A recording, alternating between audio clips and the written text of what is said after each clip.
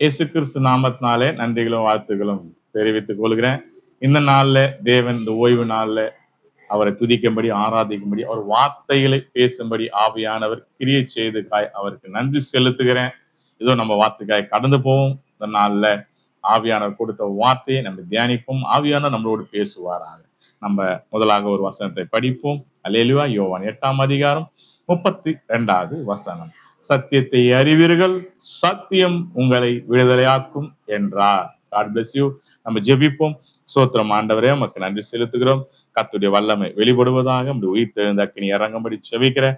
உடைய வார்த்தைகள் வெளிப்படுத்தட்டும் ஆண்டவரே. இந்த அடையாளம் மறைத்து நீங்க பேசுங்க. நீங்க என்ன சித்த வைத்திருக்கிறோம் அதன்படி வெளிப்படுவதாக, உடைய நாமம் மகிமைப்படட்டும் ஆண்டவரே. இது கேட்கிற ஒவ்வொருவரும் மனம் திரும்பி உம்மை ஏற்றுக்கொள்ள, உம்மை பற்றி கொள்ள, விசுவாசத்தை அதிகரித்துக் கொள்ள உதவி செய்யுங்க ஆண்டவரே. இந்த வார்த்தைகள் இருதயத்திலிருந்து எடுத்து போடுகிற பொல்லாத சத்துருவின் கிரிகளை நர்சாகி இயேசு கிறிஸ்து நாமத்தால நிர்மூலமாக்குறேன். வானமண்டல பொல்லாத சேனைகள் நர்சாகி இயேசு கிறிஸ்து நாமத்தால கதிர்ந்து வெளியேறும்படி செபிக்கிறேன். தேவனுடைய வல்லமை வெளிப்படுவதாக, உடைய வார்த்தைகள் வெளிப்படும். ஆவியானவர் பேசுவீராக, உடைய மகிமை வெளிப்படும். இயேசு கிறிஸ்து நாமத்தாலே செபிக்கிறேன் ஜீவன் உள்ள நல்ல பிதாவே, ஆமேன். அல்லேலூயா. கர்த்தர் நாம மகிமைப்படுவதாக. இதனால நம்ம வார்த்தைகள் கடந்து போவோம். ஆவியான நமக்கான கொடுத்த வார்த்தைகள். அல்லேலூயா. தேவ நாம மகிமைப்படட்டும். நீதிமொழிகள் 27:20. அல்லேலூயா. கர்த்தர் நாம மகிமைப்படுவதாக. போன வாரமும் நீதிமொழியில் தான் கொடுத்தார் ஆண்டவர். அல்லேலூயா. இந்த வாரமும் நீதிமொழியில பேசும்படி ஆவியானவருக்கு நமக்கு கிருபை செய்திருக்கிறார். கர்த்தர் நாம மகிமைப்படுவதாக. படிக்கிற கேளுங்க. நீதிமொழிகள் 27:20. பாதாளமும் அழிவும் திருப்தி ஆகுவதில்லை, அதுபோல மனுஷருடைய கண்களும் திருப்தி ஆவதில்லை. அல்லேலூயா. இங்க சொல்லப்படுகிறது பாதாளமும் அழிவும். எவ்வளவு பேரு மரித்து கொண்டிருந்தாலும் பாதாளம், ஐயோ இவ்வளவு பேர் மரிச்சிட்டாங்களே, இனி மரிக்க தேவையில்ல அப்படின்ற எண்ணம் வராதான். அதாவது இன்னும் மரித்து கொண்டே இருக்கும்படி பாதாளம் திருப்தி ஆகாத இருக்குமா. அதே போலதான் நம்முடைய கண்களும் எவ்வளவு பார்த்தாலும், அல்லேலூயா, நமக்கு ஒரு 100 ரூபாய் போதுமா? இல்ல பத்தாது. 1000 ரூபாய் போதுமா? பத்தாது. 1,00,000 போதுமா? பத்தாது. 1 கோடி போதுமா? பத்தாது. எவ்வளவு பணங்கள், எவ்வளவு ஆசைகள் நமக்குள்ள இருந்தாலும் இந்த கண்ணுக்கு போதுமானதா இருக்காதாம். அல்லேலூயா. ஆண்டவர் சொல்ல திருப்தி ஆகுவதில்லையா. அப்போ திருப்தி ஆவதில்லை. அப்போ நம்ம கண்களை திருப்தியா வைத்துக் கொள்ளணும். அப்போ கண்கள் எப்படி இருக்குதுன்னா திருப்தி ஆவாததா இருக்கிறது. அல்லேலூயா. ஒருத்தர் உதாரணத்துக்கு சொல்லலாம், நம்ம உறவினரோ, நம்ம சொந்தக்காரோ, நம்ம கூட பிறந்தவங்களோ யாராவது ஒருத்தர் நல்லபடியா இருந்துட்டாங்கன்னா, அவங்க நல்லா சம்பாரிச்சு நல்லா காரு வீடு வாசல் இருந்தாலும் நம்ம கண்ணு பார்த்தா நம்ம கண்ணு திருப்தியும் ஆவாது. ஐயோ அவங்க இப்படி இருக்கிறாங்களே, அவங்க அப்படி இருக்கிறாங்களே என்று சொல்லி இந்த கண்ணு திருப்தி ஆவாத இருக்குமா. மற்றவங்களை குறித்தும் திருப்தி ஆவாது, நம்ம குறித்தும் இந்த கண்கள் திருப்தி ஆவாது. அது இல்லையா. பாதாளமும் அழிவும் எப்படி திருப்தி ஆவது இல்லையோ, அதே போல கண்களும் திருப்தி ஆவது இல்லையா. அதுவே நம்ம கண்கள் அவ்வளவு மோசமானதா இருக்குது என்று ஆண்டவர் இந்த நாளில் வெளிப்படுத்துகிறார். அப்போ நம்ம தெரிந்து கொள்ளணும், நம்ம கண்களை சரியாக வைத்துக் கொள்ளணும். அல்லேலூயா.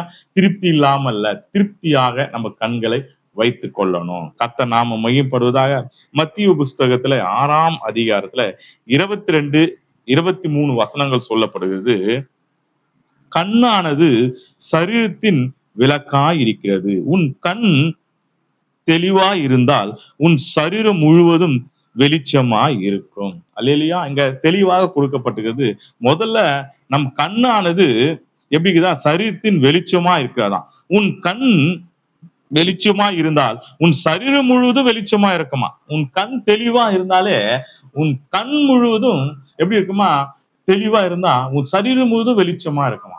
அப்போ நம்ம முதல்ல கண்ணை தெளிவா வைக்கணும். நம்ம பார்க்கிற பார்வையில் தெளிவா இருக்கணும். அல்லேலூயா. அப்ப தெளிவா இருந்தா உன் சரீரம் முழுவதும் வெளிச்சமா இருக்கும். நீங்க கண்ணுல பாக்குறது நல்லதா நினைச்சீங்கன்னா உங்க சரீரம் முழுவதும் நல்லதா இருக்கும். சரீரம் முழுவதும் வெளிச்சமா இருக்கும். நம்ம கண்கள்ல தப்பா நினைச்சு நம்ம இருதயத்தில் தப்பா இச்சித்தால் நம்ம சரீரம் முழுவதும் தப்பானதாக இருக்கும். அல்லேலூயா. அப்போ நம்ம இச்சிப்புக்கு காரணமானது நம்ம இருதயத்தை தூண்டுவது எதுன்னு கேட்டா கண்கள். அப்போ நம்ம கண்ணை சரியா வைத்துக் கொள்ளணும். அல்லேலூயா. அதுலயே 23 சொல்லுது, உன் கண் கெட்டதா இருந்தால் உன் சரீரம் முழுவதும் இருளாய் இருக்கும். இப்படி உன்னிடத்தில் வெளிச்சம் இருள் இருந்தால் அவ்விருள் எவ்வளவு அதிகமாய் இருக்கும். இருள் எவ்வளவு அதிகமா இருக்கும். கண்ணு தெளிவா இல்லாத போயிட்டா உன் சரீரத்துல உடைய இருள் எவ்வளவு அதிகமா இருக்கும் அப்படின்னு 23வது வசனத்துல சொல்லப்படுகிறது. அப்போ நம்ம கண்களை நம்ம தெளிவாக வைத்துக் கொள்ளணும். அல்லேலூயா. நம்ம சரீரத்துல சில விஷயங்கள தெளிவுபடுத்திக்கணும். முதல்ல நம்ம கண்கள், நம்ம பார்க்கிற பார்வைகள். சில பேர் சொல்லுவாங்க, "அவன் பார்வை பார்க்கும்போதே அவன் ஆள் சரியில்லப்பா" அப்படின்றான். அப்ப நம்ம கண்ணுடைய பார்வை சரியில்லாததால, நம்ம கண் பார்வை வைத்தே நம்மள எடை போடுவாங்க. அப்போ நம்ம கண்ணை நம்ம தெளிவாக வைத்துக் கொள்ளணும். நம்ம பார்க்கிற பார்வைகள், அல்லேலூயா. நம்ம கண்களை நம்ம தெளிவா வைத்துக் கொண்டா, நம்ம சரீரம் வெளிச்சமா இருக்கும். ஒரு மனிதன் முதல்ல கண்களை சரியா வைத்துக் கொள்ளணும். அல்லேலூயா. 2வது ஆண்டவர் சொல்றார், எதை தெளிவாக வைத்துக் கொள்ளணும்னு பார்க்கலாமா? அதாவது நீதிமொழிகள்ல 2:20 சொல்லப்படுது, ஆதலால் நீங்கள் நல்லவர்களின் வழியிலே நடந்து நீதிமான்களின் பாதைகளை காத்துக்கொள்வாயாக. அப்போ நம்ம நல்லவர் பாதைகளை நடந்து நீதிமானுடைய வழியை காத்துக்கொள்ளணுமா? அப்ப நமக்கு நல்லவர் யாரு? அல்லேலூயா. நம்ம சுற்றிக்கிறவங்களா? நம்ம ஊழியக்காரர்களா? இல்ல. ஆண்டவராகிய இயேசு கிறிஸ்து தான். அல்லேலூயா. அவர்தான் நல்லவர், நீதிமான். அல்லேலூயா. அப்போ அவர் வழியை நம்ம காத்துக்கொள்ளணும். அவர் எப்படி இந்த பூமியில வாழ்ந்தார், எப்படி நடந்தார், பிறரிடத்துல எப்படி பேசினார், மற்றவர்களுக்கு எப்படி இறங்கினார். அல்லேலூயா. அப்படி நடந்து கொள்ளணும். அல்லேலூயா. அவர் வழியை நம்ம காத்துக்கொள்ளணும். நீதிமான். அல்லேலூயா. நீதிமான் என்றால் இயேசு கிறிஸ்து ஒருவர் தான் நீதிமான். நம்மலாம் நீதிமானா ஆக்கப்பட்டவர்கள். இந்த பூமியில மனிதனாய் பிறந்து மனிதன சாயல்ல இருந்தவர்கள்ல ஒருவர் தான் நீதிமான். அது ஆண்டவராகிய இயேசு கிறிஸ்து மட்டும்தான் நீதிமான். நாமெல்லாம் நீதிமானாக ஆக்கப்பட்டோம். அல்லேலூயா. அப்ப நீதிமான் என்றாலே இயேசு கிறிஸ்துவை குறிக்கிறது. அப்ப இயேசு கிறிஸ்தை நம்ம கவனித்து நடக்கணும், காத்து கொள்ளணும். இயேசு கிறிஸ்து போல நம்ம நம்ம சரீரத்தை காத்துக்கொள்ளணும். இயேசு கிறிஸ்துவத்துல பிசாசு பேசும்போது அவர் எப்படி காத்து கொண்டார். அல்லேலூயா. அப்ப இச்சையின் போராட்டம் இருக்கும்போது எப்படி காத்து கொண்டார், பிறரிடத்தில் எப்படி நடந்து கொண்டார், அவர்கள் எப்படி எல்லாம் அவர் நடந்து கொண்டாரோ அதை போல கடைசியில அவர் சிலுவையில் அடைக்கும் போது கூட, அந்த மனிதர்கள் துன்பப்படுத்தும் போது கூட ஆண்டவர்கிட்ட அவர் முறையிற, ஆண்டவரே இவர் அறியாத செய்கிறார்கள், இவரை மன்னிங்க அப்படி சொல்ற அந்த தன்மை நமக்குள்ள வரணும். அதனால இயேசு கிறிஸ்து போல நம்ம நடந்து கொள்ளணும் என்று இந்த வசனம் சொல்லுகிறது. அல்லேலூயா. கர்த்தர் நாம மகிமைப்படுவதாக. அப்புறம் 2வது எதை காத்துக் கொள்ளணும்? சங்கீதம் 34:13 சொல்லப்படுது, உன் நாவை பொல்லாப்புக்கு உன் உதடுகளை கபடுகளுக்கும் விலக்கி காத்துக்கொள். 2வதாக நம்ம நாவை காத்துக் கொள்ளணும். அல்லேலூயா. நம் நாவு, நம்ம என்ன பேசுறோம், அல்லேலூயா, ஞானமாய் பேசணும். சில இடத்துல பேசாது இருப்பதே நல்லது. சில இடத்துல நம்ம எங்க பேசணுமோ அங்க மாத்திரம், எதை பேசணுமோ அதை மாத்திரம் பேசணும். தேவையில்லாத காரியங்கள் பேசக்கூடாது. அப்ப நாவுகளை நம்ம காத்துக்கொள்ளணும். சில பேர் ஆள் இருக்கும்போது ஒரு மாதிரி பேசுவாங்க, இல்லாத மாதிரி ஒரு மாதிரி பேசுவோம். இதெல்லாம் நாவுகள் இடத்துக்கு ஏத்த மாதிரி பேசும். அப்படியெல்லாம் பேசாம நம்ம நாவை காத்துக்கொள்ளணும். நம்ம நாவு சரியாக பேசலைன்னா நம்ம தேவனிடத்துல போக முடியாது, பரலோக ராஜ்யத்துக்கு கடந்து போக முடியாது. அப்போ நம்ம நாவை சரி செய்து கொள்ளணும். அல்லேலூயா. கர்த்தர் நாமம் மகிமைப்படுவதாக. அப்போ நாவானதை நம்ம சரி செய்து கொள்ளணும் என்று வேதத்திலே சொல்லப்படுகிறது. அதே சங்கீதம் 52:2 சொல்லப்படுது, கேடுகளை செய்து எத்தனம் பண்ணுகிற செய்யும் உன் நாவு தீட்டப்பட்ட சவர கத்தியை போல் இருக்கிறது. இந்த நாவு, நம்ம நாவு எப்படின்னா எத்தனை பேசுமா, மற்றவங்களை கேவலமா பேசுமா, மற்றவங்களை குறை சொல்லுமா, அதுல தீட்டப்பட்ட சவர கத்தி. கத்தியிலே ரொம்ப ஷார்ப்பான கத்தி சவர கத்தியா. நம்ம முடியில சேவிங் பண்ற அந்த சவர கத்தி அவ்வளவு ஷார்ப்பு. அத போல நம்முடைய நாவு ஷார்ப்பா, மற்றவங்களை தீங்கு நினைப்பதனால, மற்றவங்களை தீங்கு பேசுறதுனால அவ்வளவு தீட்டப்பட்ட ஷார்ப் கத்தியா இருக்குதான் நம்ம நாவு. அப்போ நம்ம நாவானது நம்ம அடக்கி பேசணும். நம்ம எதை பேசுறோமோ அதை ஞானமாய் பேசணும் என்று சொல்லப்படும். முதலாவது கண்கள் சொல்லப்பட்டது. 2வது நாவுகளை பற்றி ஆண்டவர் வெளிப்படுத்த, நம்ம நாவுகளை சரியாக பேசணும், சரியாக இருக்கணும், எந்த இடத்திலும் ஞானமாய் பேசணும் என்று நம்ம நாவுகளை கட்டுப்படுத்தணும் என்று ஆண்டவராகிய இயேசு கிறிஸ்துவினாலே கற்றுக் கொடுக்கிறார். அதே போல 3வது அதிலே ஒரு வசனம் சொல்லப்படுது, எரேமியா புஸ்தகத்துல 9:8 சொல்லப்படுது, அவர்கள் நாவு கூர்மையாக்கப்பட்ட அம்பு, அது கபடம் பேசுகிறது, அவைகள் தன் தன் அயலானை தன் தன் வாயினாலே சமாதானமாய் பேசுகிறான். ஆனாலும் தன் உள்ளத்திலே அவனுக்கு பதிவிடை வைக்கின்றான். நாவானது எப்படி இருக்குதுன்னா, தன் சகோதரன் நம்ம சொந்தக்காரர்கிட்ட எப்படி பேசுறோமோ இங்க சொல்ற தெளிவாக இறைமை புஸ்தகத்துல 9:8 நம்ம நாவு நல்லபடியா அவங்கள பார்த்தோன்னே அப்படி இப்படி சொல்லி நல்லபடியா பேசுமா. ஆனா நம்ம இருதயத்துல ஒரு அவங்கள பத்தி ஒரு பரிவிடு, அவங்களை எப்ப அழிக்கலாம், அவங்களை எப்ப திட்டலான்ற எண்ணம் இந்த இருதயத்துல இருக்குமா. அப்போ இந்த நாவானது எப்படி வேணா பேசும், எந்த நேரத்துல எப்படி வேணா பேசும் அப்படின்னு இருக்கிறது. அப்போ இந்த நாவானது நம்ம சரி செய்யணும். நாவல எதை பேசணும், எதை பேசக்கூடாது நம்ம அறிந்து கொள்ளணும். எந்த இடத்துல எப்படி பேசணும், யாரையும் குறை சொல்லக்கூடாது. குறை சொல்ற நாவா நம்ம இருதயம் இருக்கக்கூடாது என்று தெளிவாக ஆண்டவர் சொல்றார். கர்த்தர் நாமம் மையப்படுவதாக.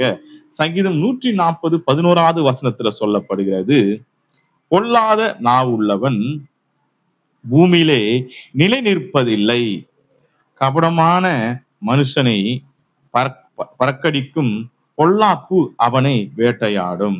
அது பொல்லாத நாவுள்ள இந்த பூமியில நிலைத்திருப்பதில்லையா. அல்லேலூயா. பொல்லாத நாவு உள்ளவன் இந்த பூமியில நிலைத்திருப்பதில்லை. நம்ம பொல்லாத நாவு நமக்குள்ள இருந்தா அந்த பூமியில நம்ம நிலைத்திருக்க மாட்டோம்.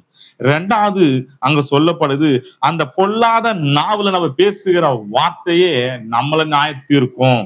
இல்லையா? அவைகளே வேட்டையா, நம்ம அந்த வார்த்தையில நம்ம திருப்பி வேட்டையாடுமா. நம்ம மற்றவங்க தீங்கு நினைக்கிறோம், மற்றவங்க தப்பா பேசுவோம். சில பேர் சாபம் விட்டு கொண்டே இருப்பாங்க. ஆனா சாபம் விடுறவங்க நல்லா இருப்பாங்க, சாபம் விட்டு கொண்டுக்கிறாங்க பாரு, அவங்க சாபத்துல விழுவாங்க. ஏன்னா அவன் நாவுகள் எதை பேசுகிறதோ அதுதான் அவங்க வாழ்க்கையில நடக்கும். அதனால நம்ம என்ன, அதுதான் இங்க தெளிவாக சொல்லப்படுது, நீங்க எதை மற்றவங்களை பத்தி பேசுறீங்களோ அந்த வார்த்தையே உங்களை வேட்டையாடும்.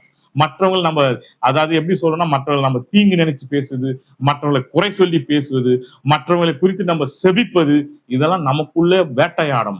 அப்போ நம்ம நாவை சரியாக காத்து கொள்ளணும். நம்ம நாவல பேசுகிற ஒவ்வொரு வார்த்தையும் ஞானமா பேசணும். மனைவி இடத்துல நம்ம திட்டும் போது கூட ஞானமா பேசணும். கணவரை திட்டும் போது கூட ஞானமா பேசணும். அல்லது நம்ம வார்த்தைகளை அப்படியே அள்ளி வீசிடுவோம். என்ன பேசுறோம்னு நினைக்க மாட்டோம். கோபத்துல அப்படியே அள்ளி தேவையில்லாத வார்த்தையில சரமா வரும். அந்த வார்த்தைகள்லாம் உங்களை வேட்டையாடும்.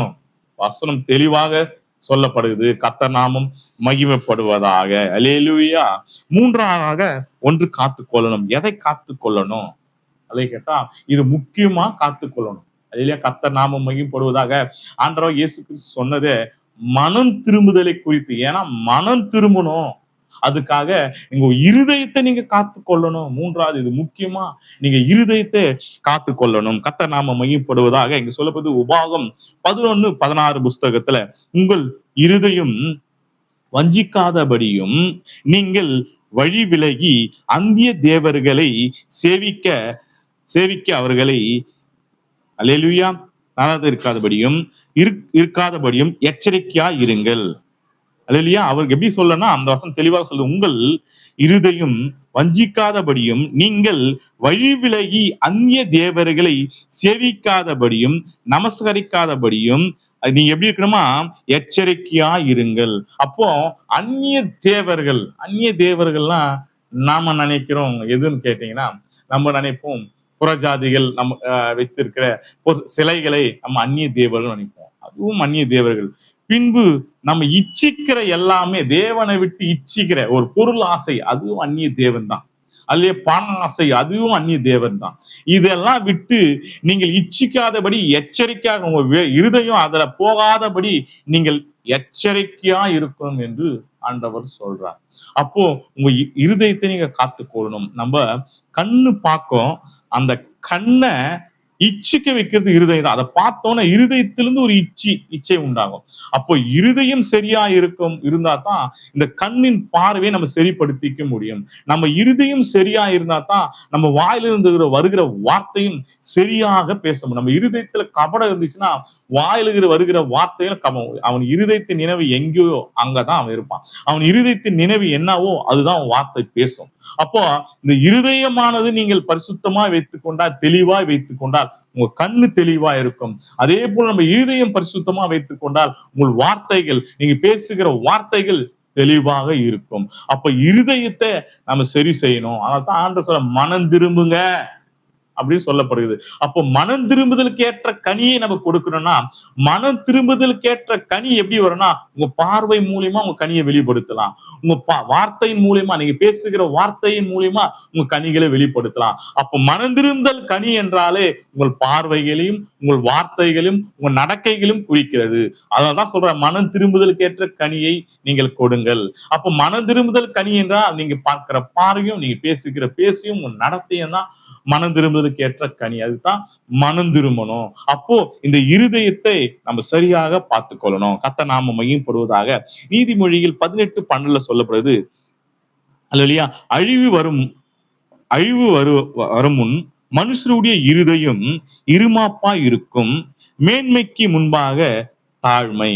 அப்போ ஒரு மனுஷனுக்கு அழிவு வருவதுக்கு காரணம் என்ன கேட்டா, அவன் இருதயம் சரியா இல்லாத போனால்தான் அழிவு வரும். இப்போ உதாரணத்துக்கு எனக்கும் ஒரு சகோதரனுக்கும் ஒரு மன கஷ்டம் வருதுன்னா, நான் பேசுகிற வார்த்தைனாலதான், அவர் பேசுகிற வார்த்தைனால இல்ல நான் பேசுகிற வார்த்தைனாலதான் மன கஷ்டம் வரும். இது காரணம் கேட்டா, நம்முடைய இருதயம் இருமாப்பா இருப்பதனாலதான் நம்மளுக்கு தவறான வார்த்தைகள் வருது. அதனாலதான் நமக்கும் அவருக்குள்ள அழிவு உண்டாகுது. அதாவது அவருக்கும் நமக்கும் ஒரு விரோதம் உண்டாகிறது. அது போலதான் நம்ம இருதயம் நமக்கு மேன்மை வருவதற்கும் நமக்கு அழிவு வருவதற்கும் காரணம் கேட்டா இருதயம், நம்முடைய எண்ணங்கள். அப்ப எண்ணத்தை நம்ம சரியா வைத்துக் கொள்ளும் போதுதான் நமக்கு மேன்மை வருவதற்கும் அதுதான் காரணமா இருக்குது, நமக்கு அழிவு வருவதற்கும் அதுதான் காரணமா இருக்கிறது. அப்போ நம்ம இருதயத்தை சரியா வைத்துக் கொண்டால் உங்களுக்கு மேன்மை உண்டாகும். இருதயத்தை சரியா வைத்துக் கொள்ள என்றால் அழிவு உண்டாகும். ஏதும் தெளிவாக சொல்லப்படுகிறது. கர்த்தர் நாம மையப்படுவதாக. அதே நீதிமொழிகள்ல 24:2 சொல்லப்படுது, அவர்கள் இருதயம் கொடுமையா யோசிக்கும், அவர்கள் உதடுகள் தீவினையை பேசும். அதாவது நம்ம இருதயம் சரியில்லாத போனா கொடுமையானது யோசிக்கும். அவங்களுக்கு என்ன செய்யலாம், அவங்களை எப்படி திருத்தலாம், அவங்களை என்ன பண்ணலாம், அவங்களை நம்ம எப்படி நமக்கு எதிராக இருக்கிறாங்களே, நம்ம இது செய்யறாங்க, அவங்க இருதயம் கொடுமையா இருந்தா கொடுமையானதே யோசிக்குமா, அவள் உதடுகள் தப்பானதை பேச வைக்குமா. இருதயத்தை நம்ம சரியா வைத்துக் கொள்ளணும். கண்ணை சரியா வைத்துக்கணும், வாயை சரியா வைத்துக்கணும். இந்த வாயில் வார்த்தையை சரியா வைத்துக்கணும்னா உங்கள் இருதயம் சரியாக நீங்க வைத்துக் கொள்ளணும். கர்த்தர் நாமம் மையப்படுவதாக. நீதிமொழிகள் 23:7 சொல்லப்படுது, அவன் இருதயத்தின் நினைவு எப்படியோ அப்படிதான் அவன் இருக்கின்றான். ஒரு மனுஷனுடைய இருதயத்தின் நினைவு எப்படியோ அப்படிதான் அந்த மனுஷன் இருப்பான். அவன் இருதயத்தின் நினைவு சுத்தமா இருந்தா அவன் சுத்தமா இருப்பான், சுத்தமா நடந்து கொள்ளுவான். அவன் வார்த்தையில சுத்தம் இருக்கும், அவன் பார்வையில சுத்தம் இருக்கும். அவன் தப்பான இருதயமா இருந்தா அவன் வார்த்தையிலும் தப்பா இருக்கும், அவன் பார்வையிலும் தப்பா இருக்கும், அவன் நடக்கையிலும் தப்பா இருக்கும். அதுதான் வேதம் தெளிவாக சொல்லுது. அவன் இருதயத்தின் நினைவு எப்படியோ அப்படிதான் அவன் இருப்பான். அப்போ இருதயத்தின் நினைவை சரியாக வைத்துக் கொள்ளணும். கர்த்தர் நாம மையப்படுவதாக. அதனால்தான் தாவீது சங்கீதத்துல தாவீது எழுதுறாரு ஒரு வார்த்தை, கர்த்தர் நாம மையப்படுவதாக. சங்கீதம் 17:3-4 சொல்லப்படுது, நீர் என் இருதயத்தை பரிசோதித்து ராக்காலத்திலே அதை விசாரித்து என்னை புடமிட்டு பார்த்தும் ஒன்றும் காணாமல் இருந்தது. என் வாய் மீறாதபடிக்கும் நான் பார்த்துக் கொள்வேன். அவர் சொல்றாரு, என் இருதயத்தை நீங்க புடமித்து பார்த்தீங்க, ஒண்ணும் இல்லை, என் வாய் மீறாதபடி மற்றவங்களை குறை சொல்லாதபடி நான் காத்துக்கொள்றேன் அப்படின்றார். அப்போ அவர் இருதயத்துல ஒன்றும் இல்லை. ஆண்டவர் புடமிட்டு பார்க்கும்போது என் இருதயத்துல ஒன்றும் இல்லை அப்படின்னு சொல்றாரு. அப்போ நாம் இருதயத்திலும் ஒன்று இல்லாதபடி, நம் வாய் மீறாதபடி நம்ம காத்துக்கொள்ளணும். அல்லேலூயா. அப்போ நம்ம இருதயம் சுத்தமா இருந்தா எல்லாமே சுத்தமா இருக்கும். உங்க இருதயம் சுத்தமா இருந்ததுன்னா உங்க கண்கள் தெளிவா இருக்கும். உங்க இருதயம் சுத்தமா இருந்தா உங்களுடைய வாயின் வார்த்தைகள் தெளிவா இருக்கும். அல்லேலூயா. நம் இருதயம் சுத்தமா இருந்தா நம்ம நடக்கை தெளிவா இருக்கும். அதே போல் நம்ம இருதயம் சுத்தமா இருந்தா நம்ம யோசனைகள் தெளிவா இருக்கும். நம்ம இருதயங்கள் சுத்தமா இருந்தால் நம்ம எடுக்கிற முடிவுகள் தெளிவா இருக்கும். அல்லேலூயா. நம்ம இருதயம் சுத்தமா இருந்தால் பிறருக்கு நாம் நியாயம் பேசும்போது அது கரெக்டான ஒரு நியாயமா இருக்கும். அப்போ எல்லாத்துக்கும் காரணம் இருதயம். அப்போ இந்த இருதயத்தை நீங்கள் பரிசோதித்து பாருங்கள். நீங்கள் தேவனிடத்தில் இந்த இருதயத்தை ஒப்பு கொடுத்து, ஆண்டவரே எங்க இருதயத்தை நீங்க பரிசுத்தப்படுத்துங்க என்று.